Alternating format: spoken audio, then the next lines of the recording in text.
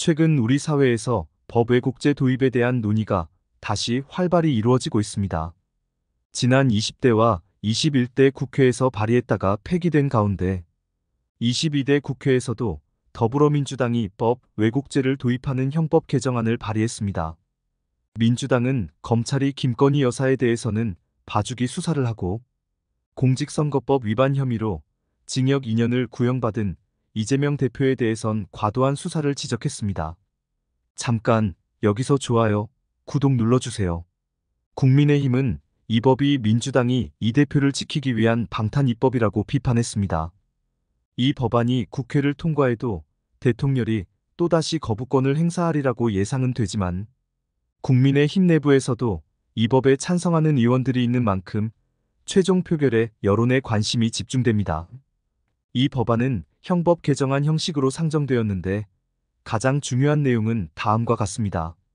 검사가 범죄 혐의를 발견하고도 수사를 하지 않은 경우, 범죄 사실이 인정됨에도 기소하지 않은 경우, 피의자 피고인의 유불리와 상관없이 증거를 은닉불 제출 조작한 경우, 증거의 석사실인정 법률 적용을 왜곡한 경우, 최대 10년 이하의 징역과 10년 이하의 자격정지에 처하도록 한다는 것입니다. 법안 발의 배경에는 다음과 같은 주요 내용이 있습니다. 검찰은 김건희 여사의 명품백 수수에 알선수재죄가 성립하지 않는다고 결정했다. 범죄 혐의가 발견됐음에도 수사하지 않고 고의로 봐줬다면 검사는 법에 따른 처벌을 받아야 한다. 김 여사와 그 가족이 주가 조작으로 23억 원의 이익을 얻었다는 것은 검찰 의견서에도 들어갔는데 아직 기소가 안 되고 있다. 이런 경우 이 법이 통과된다면 법 왜곡죄에 따라 검사는 처벌받게 될 것입니다. 또한 이재명 대표의 공직선거법 위반 사건에서 검찰은 2,500장의 사진을 확보했는데도 다 빼고 검찰에게 유리하다고 생각하는 사진 30장만 기록해놨다는 내용도 있는데 이 법이 통과되면 이 담당 검사 역시 왜곡죄상 증거 은닉, 불제출, 조작행위 혐의로 처벌될 것입니다. 이처럼 법 왜곡죄 처벌은 법치주의의 근간을 강화하고 사법정의를 실현하기 위한 중요한 제도적 장치로 여겨지고 있습니다. 그러나 이에 대한 반대의 목소리 또한 적지 않게 제기되고 있는 실정입니다. 다음에는 법 왜곡죄 도입에 반대하는 주요 주장들을 면밀히 검토하고 왜 이 법이 우리 사회에 반드시 필요한지를 논리적으로 설명하고자 합니다. 먼저 법 왜곡죄의 개념과 도입 배경에 대해 간략히 두 문장으로 설명해 보겠습니다. 법 왜곡죄란 검사나 판사 등 법집행 관계자가 의도적으로 법을 잘못 적용하거나 왜곡하는 경우 이를 처벌할 수 있도록 하는 제도입니다. 이는 독일 형법 제339조의 법 왜곡죄를 모델로 한 것으로 사법정의 실현과 법치주의 강화를 위해 제안되었습니다.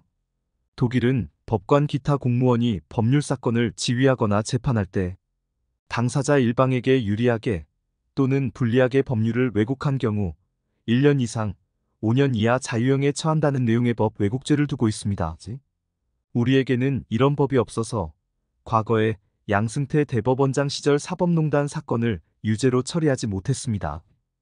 당시에 법관의 독립성이 헌법에 보장돼 있음에도 당시 대법원 차원의 일선 재판 개입이 이뤄졌고 연루된 법관 일부는 직권남용 혐의로 재판에 넘겨졌습니다.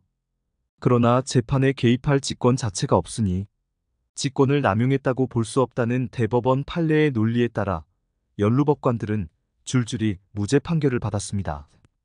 이와 관련하여 민주화 관련 재판에서도 과거 민주화 운동을 불법으로 선고했던 판검사들이 모두 죄가 없다는 대법원 판결이 우르르 쏟아져 나왔던 적이 있습니다. 국민의 생명, 재산, 안전을 지키기 위해 적용하는 법률을 왜곡하는 판검사들에 대해 처벌하는 것이 필요한데도 지금까지 반대 의견들 때문에 못해온 것입니다. 이제 법 왜곡죄 도입에 반대하는 주요 주장들을 하나씩 검토해 보겠습니다. 첫째, 법 왜곡죄가 도입되면 검사와 판사들이 위축될 것이다라는 주장이 있습니다. 이는 매우 잘못된 인식입니다. 법을 집행하는 사람들이 법을 준수하는 것이 왜 문제가 되는지 이해하기 어렵습니다. 오히려 법 왜곡죄의 도입으로 검사와 판사들은 더욱 책임감 있게 업무를 수행할 수 있을 것입니다. 그들의 판단이 더욱 신중해지고 법을 더욱 면밀히 검토하게 될 것입니다. 이는 우리 사회가 추구해야 할 바람직한 방향입니다. 법의 국제는 정당한 법 해석과 적용을 처벌하려는 것이 아닙니다. 의도적이고 악의적인 법 왜곡을 막으려는 것입니다. 따라서 성실하고 공정하게 업무를 수행하는 검사와 판사들은 이 법으로 인해 위축될 이유가 전혀 없습니다. 오히려 자신의 전문성과 정직성을 인정받을 수 있는 좋은 기회가 될 수 있습니다. 둘째, 법 해석에는 주관이 개입될 수밖에 없다는 주장이 있습니다. 이 역시 법의 국죄의 본질을 오해한 것입니다. 법의 국죄는 단순한 해석의 차이를 처벌하려는 것이 아닙니다. 명백하고 의도적인 법 왜곡 행위를 처벌하려는 것입니다. 법 해석에 주관이 개입된다면 그 주관은 공정하고 정의로운 것이어야 합니다. 법의 국죄는 바로 그 주관이 불공정하고 부당한 방향으로 흐르는 것을 방지하려는 것입니다. 법은 해석의 여지가 있는 것이 사실입니다. 그러나 그 해석은 법의 정신과 목적에 부합해야 합니다. 만약 누군가가 자신의 이익이나 특정 세력의 이익을 위해 법을 왜곡한다면 그것은 더 이상 해석이 아니라 범죄입니다. 법의 국죄는 바로 이러한 범죄를 방지하고자 하는 것입니다. 셋째, 정치적으로 악용될 수 있다는 우려가 있습니다. 이는 오히려 법의 국죄 도입의 필요성을 더욱 강조하는 주장입니다. 현재 우리 사회에서 법이 정치적으로 악용되고 있는 것이 문제이기 때문에 이러한 법이 필요한 것입니다. 법의 국죄가 있다면 누구도 정치적 목적으로 법을 왜곡하지 못할 것입니다. 오히려 이 법이 정치적 악용을 막는 강력한 도구가 될 수 있습니다. 정치인들이 자신들의 이익을 위해 법을 왜곡하는 일이 얼마나 많았습니까? 법의 국죄가 도입되면 이러한 일은 없어질 것입니다. 정치인들도 법 앞에 겸손해질 수밖에 없을 것입니다. 또한 법의 국죄를 정치적으로 악용할 수 있다는 우려도 있지만 이는 모든 법에 해당되는 문제입니다. 중요한 것은 법을 어떻게 운용하느냐입니다. 법의 국죄를 공정하고 투명하게 운용한다면 오히려 정치적 악용을 막을 수 있는 강력한 도구가 될 수 있습니다. 넷째, 사법부의 독립성을 해칠 수 있다는 주장이 있습니다. 이는 완전한 오해입니다. 법의 국죄는 오히려 사법부의 독립성을 강화하는 것입니다. 외부의 압력이나 개입으로 인한 법 왜곡을 방지할 수 있기 때문입니다. 사법부의 독립성이란 외부의 압력이나 영향 없이 오직 법과 양심에 따라 판단할 수 있는 것을 의미합니다. 법의 국죄는 바로 이러한 독립성을 보장하는 장치입니다. 누군가가 사법부의 압력을 가해 법을 왜곡하려 한다면 이제는 그러한 시도 자체가 범죄가 됩니다. 이는 사법부가 더욱 당당하게 법을 집행할 수 있게 해줄 것입니다. 법의 국죄가 있으면 사법부는 어떠한 외부 압력에도 굴하지 않고 오직 법에 따라 판단할 수 있게 될 것입니다. 이것이 바로 진정한 사법 독립이 아니겠습니까? 다섯째, 이미 있는 법으로도 충분하다는 주장이 있습니다. 그러나 현실은 그렇지 않습니다. 권력형 비리는 끊이지 않고 전관예우, 유전무죄 무전유죄라는 말이 아직도 회자되고 있습니다. 현행법으로 충분하다면 이러한 문제들이 지속되지 않았을 것입니다. 법의 국죄는 이러한 현실을 개선하기 위해 반드시 필요한 제도입니다. 지금까지의 법으로는 부족했습니다. 검사가 기소를 하지 않으면 그것으로 끝이었고 판사가 잘못된 판결을 내려도 항소나 상고로만 다툴 수 있었습니다. 하지만 이제는 달라질 것입니다. 법을 왜곡한 사람은 누구든 처벌받게 될 것입니다. 법이 많다고 해서 나쁜 것이 아닙니다. 중요한 것은 그 법이 얼마나 필요하고 유용한지입니다. 법의 국죄는 우리 사회의 정의와 공정성을 높이는 데 꼭 필요한 법입니다. 이제 법의 국죄 도입의 필요성에 대해 좀 더 자세히 살펴보겠습니다. 첫째, 법의 국죄는 사법기관의 책임성을 강화할 것입니다. 검사와 판사들은 더욱 신중하고 공정하게 법을 적용하게 될 것입니다. 이는 결과적으로 사법정의 실현과 국민의 권리 보호에 크게 기여할 것입니다. 또한 사법기관에 대한 국민의 신뢰를 높이는 데도 긍정적인 영향을 미칠 것입니다. 둘째, 법의 국죄는 권력형 비리와 정치적 편향성에 따른 수사 및 재판을 방지할 수 있습니다. 최근 논란이 되고 있는 고위공직자나 그 가족에 대한 수사에서 볼 수 있듯이 권력자에 대한 수사가 제대로 이루어지지 않는다는 의혹이 제기되고 있습니다. 법의 국제가 도입된다면 이러한 사건에서 검찰이 의도적으로 수사를 회피하거나 증거를 은폐하는 등의 행위를 할 경우 처벌받게 될 것입니다. 이는 권력형 비리에 대한 엄정한 수사와 처벌을 가능케 하여 법 앞의 평등 원칙을 강화하는 데 기여할 것입니다. 셋째, 법의 국제는 국민의 기본권 보호를 강화할 것입니다. 사법기관이 국민의 기본권을 침해하는 방식으로 법을 적용하거나 해석하는 것을 방지할 수 있기 때문입니다. 이는 특히 형사사법 절차에서 피의자나 피고인의 권리를 보호하는 데 중요한 역할을 할 것입니다. 넷째, 법의 국제는 사법 정의의 실현에 기여할 것입니다. 법의 공정하고 정의로운 적용을 촉진함으로써 사회 전반의 정의 실현에 이바지할 수 있습니다. 이는 국민들의 법에 대한 신뢰를 높이고 궁극적으로는 사회 통합에도 긍정적인 영향을 미칠 것입니다. 법의 국제가 도입되면 우리 사회는 크게 개선될 것입니다. 권력자들이 법을 자의적으로 해석하지 못할 것이며 경제적 우위를 이용해 법을 왜곡하는 일도 없어질 것입니다. 모든 국민이 진정으로 법 앞에 평등해질 것입니다. 검찰과 법원도 변화할 것입니다. 외부 압력에 흔들리지 않고 오직 법과 양심에 따라 업무를 수행할 수 있게 될 것입니다. 정치 권력이나 경제 권력의 압력은 더 이상 효과가 없을 것입니다. 법을 왜곡하라는 압력을 행사하는 것 자체가 범죄가 될 것이기 때문입니다. 국민 여러분도 인식의 전환이 필요합니다. 더 이상 법은 권력자들의 전유물이라고 생각하지 말아야 합니다. 이제 법은 우리 모두를 위한 것이 될 것입니다. 우리 모두가 법을 존중하고 법에 따라 살아가는 사회.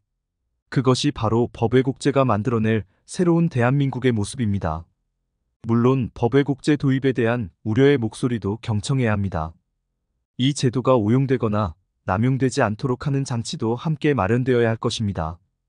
법의 국제의 구성 요건을 명확히 하고 그 적용 범위를 엄격히 제한할 필요가 있습니다. 단순한 법 해석의 차이나 실수로 인한 오류가 아닌 명백하고 의도적인 법, 왜곡 행위에 한해 처벌이 이루어지도록 해야 할 것입니다. 또한 이 제도의 운영 과정에서 정치적 중립성과 공정성이 철저히 보장되어야 합니다. 법의 국제의 도입은 우리나라의 법 체계를 한 단계 발전시키는 계기가 될 수 있습니다. 이는 독일 등 선진국에서 이미 시행하고 있는 제도로 우리나라의 법치주의 수준을 국제적 기준에 맞추는 데도 도움이 될 것입니다. 위에서 언급했듯이 독일의 경우 형법 제339조에서 법의 국제를 규정하고 있으며 이는 법관이나 공무원이 법률 사건의 처리나 재판에서 당사자의 이익을 위해 또는 불이익을 주기 위해 법을 왜곡한 경우 처벌하도록 하고 있습니다. 우리나라에서도 이와 유사한 형태의 법의 국제 도입을 심도 있게 검토해야 합니다. 예를 들어 검사가 범죄 혐의를 발견하고도 수사를 하지 않은 경우, 범죄 사실이 인정됨에도 기소하지 않은 경우, 피의자, 피고인의 유불리와 상관없이 증거를 은닉, 불제출, 조작한 경우, 증거 해석, 사실 인정, 법률 적용을 왜곡한 경우 등을 처벌 대상으로 삼을 수 있을 것입니다. 법의 국제 도입은 단순히 특정 검사나 판사를 처벌하기 위한 것이 아닙니다. 이는 사법 시스템 전반의 책임성과 투명성을 높이기 위한 제도적 장치입니다. 이를 통해 사법정의 실현과 국민의 권리 보호라는 궁극적 목표를 달성할 수 있을 것입니다. 물론 법의 국제가 도입된다고 해서 모든 문제가 해결되는 것은 아닙니다. 법의 국제와 더불어 사법기관의 내부 통제 시스템 강화, 외부 감시 기능 확대, 법조인 윤리 교육 강화 등 다양한 제도적 보완이 함께 이루어져야 할 것입니다. 또한 법의 국제 도입 논의 과정에서 우리 사회의 다양한 의견을 충분히 수렴하고 토론하는 과정이 필요합니다. 이 과정에서 제도의 장단점을 면밀히 검토하고 우려되는 부작용을 최소화할 수 있는 방안을 모색해야 합니다. 법의 국제 도입은 우리 사회가 법치주의의 의미와 중요성에 대해 다시 한번 성찰하는 계기가 되어야 합니다. 법은 우리 사회의 기본 질서를 유지하고 국민의 권리를 보호하는 근간입니다. 이러한 법이 공정하고 정의롭게 적용되지 않는다면 그것은 법치주의의 근간을 흔드는 일이 될 것입니다. 법의 국제 도입을 통해 우리는 법의 존엄성과 공정성을 다시 한번 확인하고 보다 성숙한 법치 사회로 나아가는 계기를 마련할 수 있을 것입니다. 결론적으로 법의 국제는 우리 사회를 더욱 정의롭고 공정하게 만들기 위해 반드시 필요한 제도입니다. 이 법이 도입되면 누구도 감히 법을 왜곡하지 못할 것이며 모든 국민이 진정으로 법 앞에 평등해질 것입니다. 우리는 더 이상 법이 특정 집단의 이익을 위해 왜곡되는 것을 보고 싶지 않습니다. 법은 모든 국민을 위해 공정하게 적용되어야 합니다. 법의 국제는 바로 그것을 가능하게 할 것입니다. 법의 국제는 반드시 도입되어야 합니다. 이것이 우리 사회가 한 단계 더 발전하는 길입니다.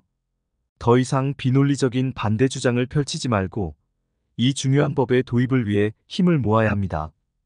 그래야 우리 모두가 진정한 법치 국가에서 살 수 있을 것입니다. 우리 모두 법의 국제 도입을 외쳐야 합니다. 정의로운 대한민국을 만들어야 합니다. 이제 더 이상 물러설 곳은 없습니다. 우리가 꿈꾸는 공정하고 정의로운 사회, 바로 법의 국제가 그 꿈을 현실로 만들어줄 것입니다. 모든 국민이 이 정의로운 노력에 동참해 주시기 바랍니다. 우리 함께 더 나은 대한민국을 만들어 갑시다. 감사합니다. 좋아요, 구독, 댓글 부탁드립니다.